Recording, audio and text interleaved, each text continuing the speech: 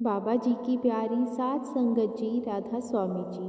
संगत जी, आज जो साखी में आप सबके साथ साझा करने जा रही हूँ वह इस बात का बहुत बड़ा सबूत है कि कैसे सेवा और सत्संग से हमारे कर्म कटते हैं।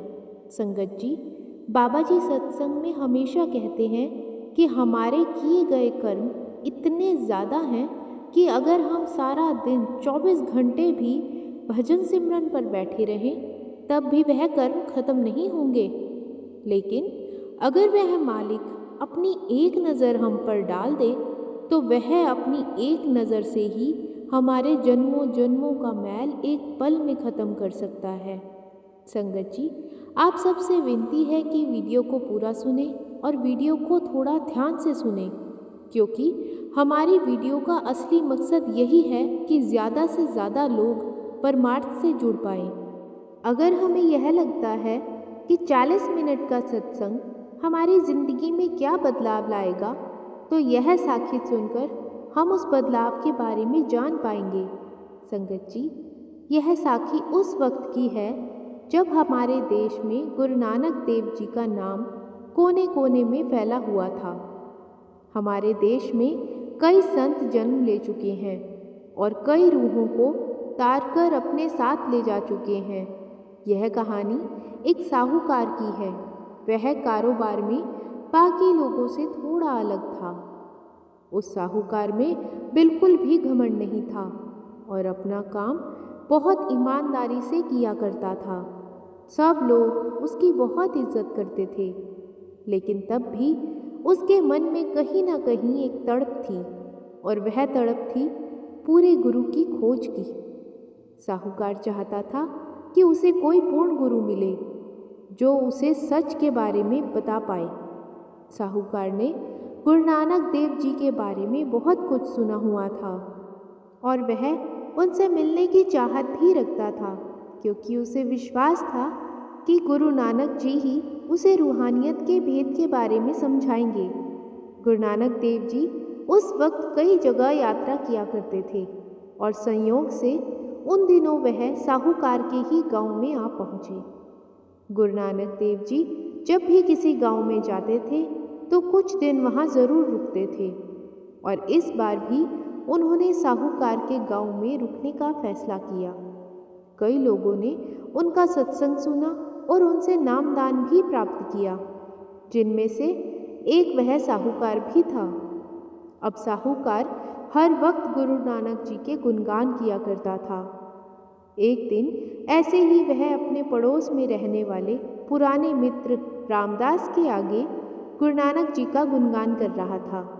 रामदास ने भी गुरु नानक जी के बारे में बहुत बातें सुनी हुई थी, और साहूकार की बातें सुनने के बाद रामदास के मन में सत्संग सुनने की और ज़्यादा इच्छा उत्पन्न हो गई। एक दिन दोनों ने फैसला किया कि वह दोनों साथ में गुरु नानक जी का सत्संग सुनने के लिए जाएंगे। जब दोनों मित्र जा रहे थे तब रास्ते में रामदास की नज़र एक वैश्य पर पड़ गई और वह उस वैश्य का रूप देखकर मोहित हो गया। रामदास अपने ऊपर से नियंत्रण खो बैठा और वैश्य की तरफ खिंचा चला गया। रामदास के मित्र साहूकार ने उसे रोकने की काफ़ी कोशिश की और समझाया कि तुम मुक्ति का आनंद छोड़कर नरक की तरफ क्यों जा रहे हो।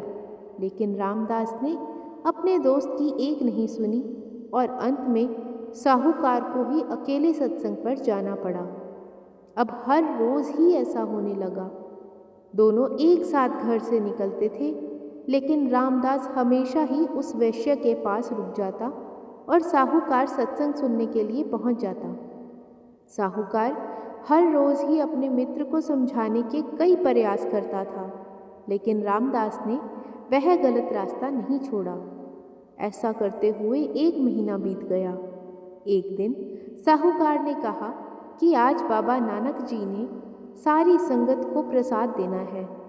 तुम एक दिन के लिए अपने इन बुरे कर्मों को छोड़कर मेरे साथ चल पड़ो। साहूकार ने रामदास को समझाया कि किसी के कितने ही पाप क्यों ना हो, वह कितना ही बड़ा गुनाहगार क्यों ना हो, उसका मन बदलने के लिए एक सत्संग भी काफ़ी है। सिर्फ आज एक बार मेरे साथ चल पड़ो, वहाँ जाकर तुम जान पाओगे कि संतों की संगति में कितना फ़ायदा है। जब तुम वहाँ का आनंद प्राप्त करोगे तब यह सब गलत काम छोड़ दोगे। रामदास ने अपने दोस्त की एक भी बात नहीं सुनी और वह साहूकार से बोला कि तुम हर रोज़ सत्संग पर जा रहे हो और मैं हर रोज़ पाप कर रहा हूँ। आज देख ही लेते हैं कि हमें अपने अपने कर्मों के क्या फल मिलते हैं।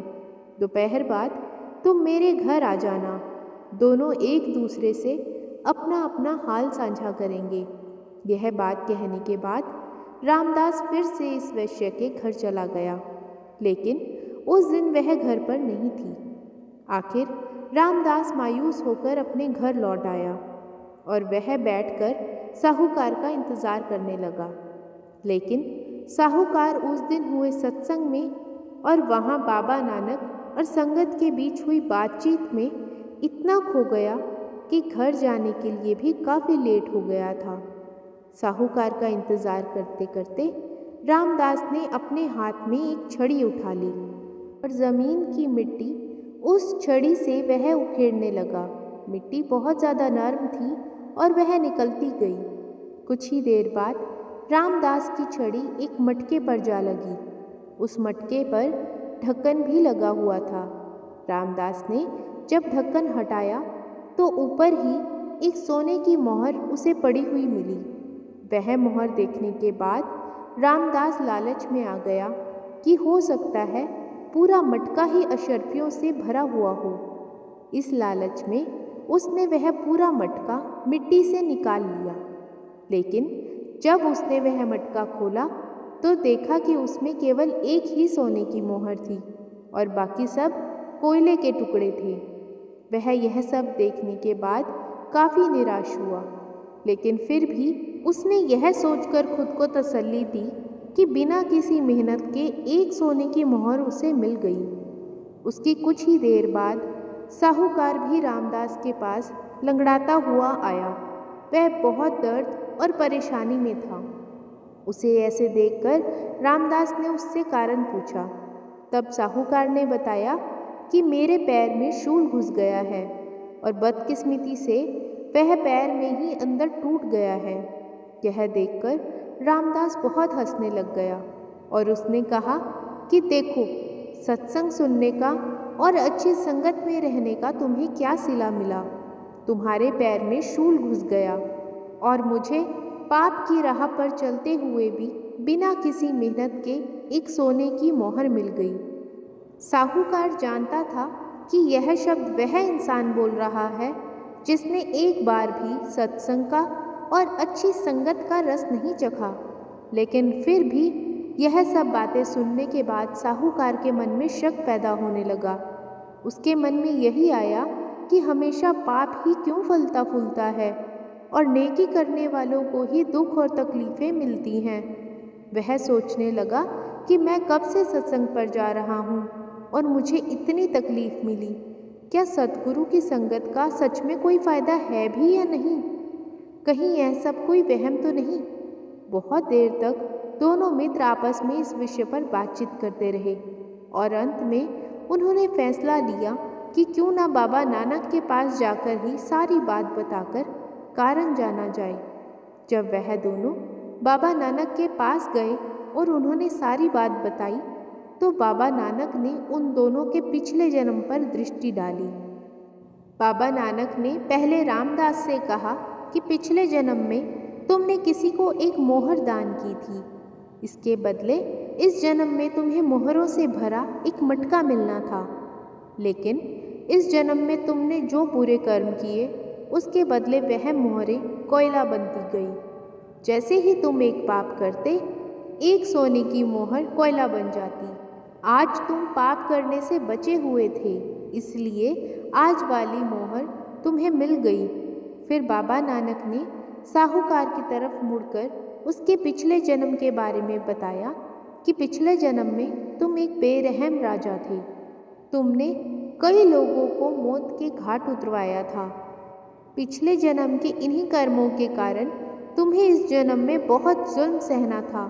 और फांसी के तख्ते तक जाना था, लेकिन तुमने सत्संग पर आना शुरू कर दिया और तुमने गुरु की शरण भी ले ली। इसलिए तुम्हारे उन कर्मों का बोझ कम हो गया और उन अनगिनत लोगों की हत्या के बदले तुम एक दर्दनाक मौत से बच गए और तुम्हारी सूली का शूल बन गया। बाबा नानक के यह सब वचन सुनने के बाद वह दोनों उनके पाँव में गिरकर अपने गुनाहों की माफ़ी मांगने लगे। अब रामदास भी वह गलत रास्ता छोड़ चुका था और धीरे धीरे उन दोनों का मन निर्मल होता गया और उनकी ज़िंदगी भी बदल गई। दोनों अब हमेशा गुरु भक्ति में ही अपना समय बिताने लगे। संगत जी, इसलिए कहा जाता है कि जब हम किसी सच्चे संत की शरण ले लेते हैं, उनकी संगति में रहते हैं, सत्संग सुनते हैं और सेवा करते हैं, भजन सिमरन करते हैं, तो वह मालिक हमारी भी सूली का सूल बना देता है। यह तो हमने कई बार बाबा जी के मुँह से भी सुना है कि जब हम भजन सिमरन करते हैं, सही रास्ते पर लग जाते हैं, तब वह मालिक हमारे कर्मों का हिसाब जल्दी जल्दी करना शुरू कर देता है, ताकि हमें और जन्म न लेना पड़े और इसी जन्म में सारा हिसाब किताब पूरा हो जाए और हम सचखंड वापस पहुंच पाएं। और उस बीच हमें पिछले जन्म के कर्मों के कारण जो भी सज़ा मिलती है, वह सत्संग, भजन सिमरन और गुरु के प्यार के कारण हमें महसूस तक नहीं होती।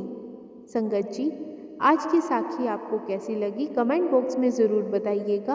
वीडियो को लाइक, शेयर और चैनल को सब्सक्राइब ज़रूर कीजिएगा। राधा स्वामी जी।